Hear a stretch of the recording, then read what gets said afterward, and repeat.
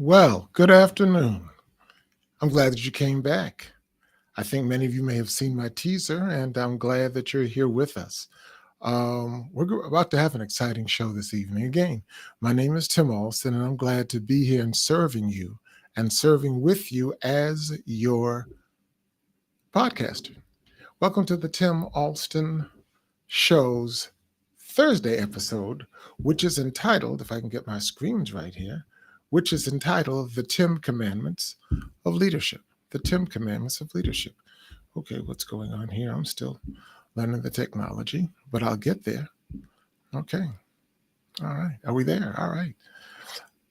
I'm glad that you're here because what is going to happen is this. We're going to get away from the Trump exhaustion. We're going to get away from what I call the masquerade, and we're going to be living in the episode of where we are this day. With a little bit of a lighter note, but hopefully it'll be just as encouraging, just as inspiring, and just as informative as you've been used to from me. Okay? All right. This is, once again, this is the Tim Alston Show. It is the Tim Alston Show's episode of the Thursday night segment, which we call the 10 Commandments of Leadership. Here is where we decode today's headlines to unlock leadership lessons for today. Today's story is in equal parts. We're at the intersection of basketball brilliance, where basketball brilliance meets biblical blueprint. Basketball brilliance meets biblical blueprint. All right. It's about a young man named Peyton Pritchard, a name that might not light up marquees like Steph Curry or LeBron James or even Jason Tatum, but in the shadows of the NBA, he just got crowned with light. On Tuesday this week, Peyton Pritchard was named the NBA's Sixth Man of the Year.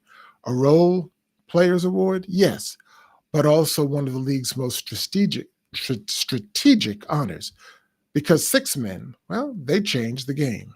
More importantly, for our purposes, his story perfectly aligns with two of my 10 commandments for our Silver Path leadership framework, the S and the R. As you might imagine, and as you might have experienced from our previous episodes, the S in the Silver Path stands for step back. Step back and allows time and circumstance to elevate you. And the R for tonight's episode, the R stands for ready your successor, which means lead in ways that makes room for others. Okay, let's go back a few years, because what happens is that Peyton Pritchard ends up doing both the S and the R. When he was a college star at Oregon, he was a 4-year starter. He was the Pac-12 Player of the Year and an All-American. He was drafted by the Boston Celtics in 2020, and Celtic fans were cautiously optimistic about him. By his third season, he found himself buried in the rotation of the Celtics lineup. He had played just 48 games that year, often the last one off the bench, if at all. And according to the insiders, he wanted out. Now, you can imagine that frustration. You've led your college team. You've heard your name called out on the NBA draft night in 2020, and now you are languishing at the end of the bench, not knowing when or if you'll be called upon to get into the game. This, my emerging leader friends, is where most egos spiral, and they spiral downward. But Peyton Pritchard chose a different path. He stepped back. He didn't pout. He prepared, he sharpened, and he trusted the unseen process. From the Bible, Matthew 20:16 reminds us, and the last shall be first, and the first shall be last. For many are called, but few are chosen. What we've learned is the fact that those who are chosen for the spotlight didn't chase it, they waited, and it worked. Now let's fast forward to this 24-25 season. The Celtics are back on top. They're looking to repeat as NBA champions, something that they have not done since the Bill Russell era of 1969 and 70. And guess who's been an essential ingredient in this resurgence to repeat? You guessed it, Peyton Pritchard. This season, he's averaged 14 points a game, 40% shooting from the three-point range, and the number 80 for Peyton Pritchard represents the total number of games that he's played this season out of an 82-game season. Although he only started in 3 games, He has averaged over 28 minutes per game. In other words, Peyton Pritchard has led from the bench. His game has matured. His mind has matured. He knows his role. He executes his role. And on most nights, he changes the momentum of the game with his energy and his shooting and his ball movement. This is what he said. I don't go into the games knowing when I'm going to go in, Pritchard said, but when I do, I'm ready. Folks, that's what you call hidden leadership. That's what you call quiet confidence.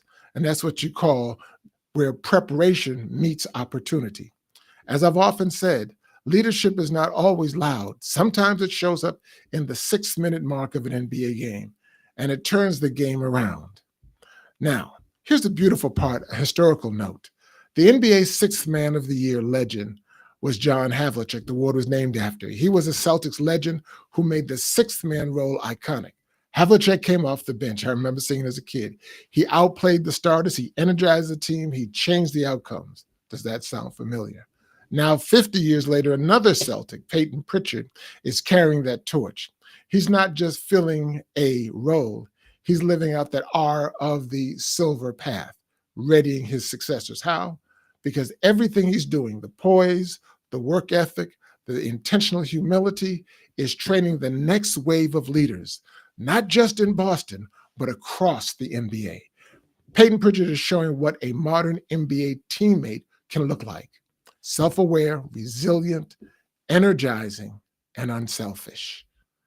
That's whether you are a player, whether you are an assistant coach, or even a fan, being equipped and ready to step into that role. So if you're an emerging leader, and if you're watching today and you feel like you've been overlooked, I've got good news for you. You might just be in your Peyton Pritchard phase. You're not on the bench, you're being built. You're not benched, you're being built. And sometimes the greatest preparation doesn't happen in front of people. It happens behind the scenes. It happens in late practices. It happens in prayer, in humility, and in frustration. Let's talk plainly for a minute here. There are leaders who get handed the microphone. Peyton Pritchard is one who rose to the moment and was given the microphone. If you're willing to step back and build your game and be ready when your number is called, that's what Pritchard did. Let me give you a parallel from the scriptures again. Again, what it says in the scriptures is that when you're invited to a place, take the lower seat. And when the host comes, let the host say to you, it's time, let me move you up. Peyton Pritchard did not promote himself. He prepared himself. And when the time was right, the host, who was Coach Joe Mazzulla, said, friend, move up. Let's bring this back home. Peyton Pritchard is not just an NBA story. He's a leadership parable in motion. He stepped back and let circumstances, not ego, elevate him. Now he's readying his successor by setting a new standard for team-first leadership. And he's living proof that the bench is not a punishment. It is merely a preparation. So friends, understand that your leadership is not being denied, although it may be delayed. You may be a second string player. You may be an assistant manager. You may be a silent voice in a loud crowd. And I challenge you to walk a silver path. Step back, let time and truth do their work, and also ready your successor. Lead so that others can lead well too. And one day, like Peyton Pritchard, your moment will come and you'll be more than ready for it. Hey, thanks for joining me in this very brief episode of the 10 Commandments of Leadership. If this message resonated with you, then please share it with your friends, especially those who are emerging leaders, someone who is in their bench season right now, and remind them that the sixth man may not start a game, but sometimes he finishes it. Good night. God bless. And if you enjoyed what you heard, if it was inspiring, if it was encouraging, if it was inspirational, then like, share, and subscribe to it. Also invite a friend. And let me hear from you directly. Reach out to me on my email, which is at info@timalston.com. info@timalston.com. And remember the words I love to leave with you from Philip Brooks, American Episcopal clergyman and author from the 19th century. He said, don't strive to become an easier life, strive to become a better person. Don't strive for task equal to your power. Ask for power equal to your task. And when you've done the work will not be the miracle. You will be the miracle. Thank you. God bless you. We'll see you next week.